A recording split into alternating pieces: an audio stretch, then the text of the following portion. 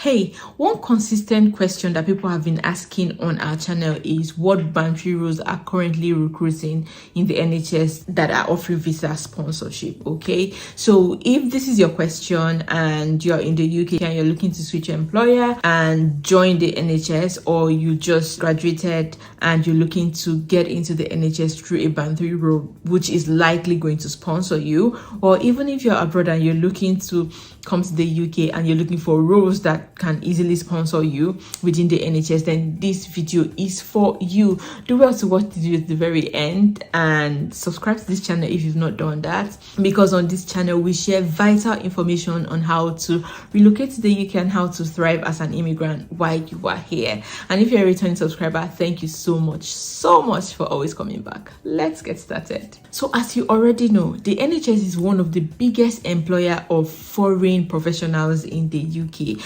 Like, if you've been on this channel, you hear me shout it most of the time, okay? And one general misconception that a lot of people have is whenever they hear of the National Health Service, NHS, they think it's just for doctors, for nurses, for pharmacists, and they don't fall into any of this category. They feel like, no, that's not for me. No, that's not for me. I'm not qualified. No, the NHS has up to 350 different roles, ranging from clinical roles to non-clinical roles to admin roles to support roles to tech roles, okay? Name it. So in whatsoever category you fit in, you can look for a role within the NHS that aligns with what you're currently doing and apply for it. Okay, I know there have been lots of changes recently which made a lot of people to lose hope. Okay, if you're in that category, that I don't want you to lose hope, there's still hope for you. All right, so I'm going to be sharing with you 5 band 3 entry level roles that you can use to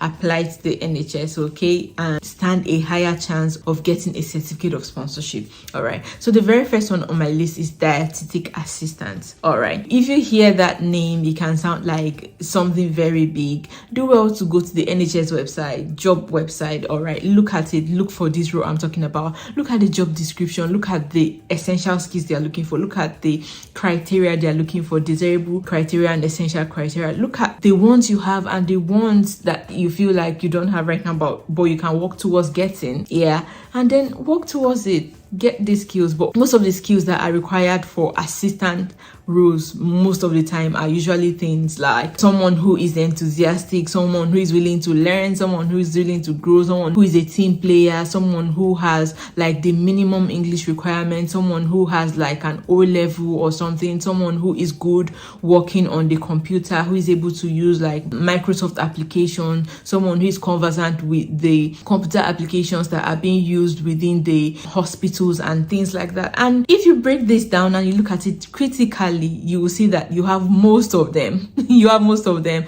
and it's just the name of the role to apply for that you don't even know. So right now I'm doing you a favor by telling you this, by telling you the name of the role. So the first one I've mentioned is dietetic assistant. So write it and go and look for it on those websites. Filter your search by this title and see the job that comes up and then look at them critically, okay? Then the second one is health support worker or healthcare support worker. So in this particular category, it can be healthcare assistant, it can be lab assistant. All of them fall under the category of health support worker. It can be within the hospital or within the community, okay? So healthcare support worker, health support worker, or in any of those categories. So that's another band 3 role within the NHS that can offer you a certificate of sponsorship even in year 2025. All right, then the next one is physiotherapy assistant. So as the name implies, physiotherapy is something that has to do with bone and exercising. People that are just coming out of therapy, help them to do their exercise and help them to get back on their feet, okay? Like I said,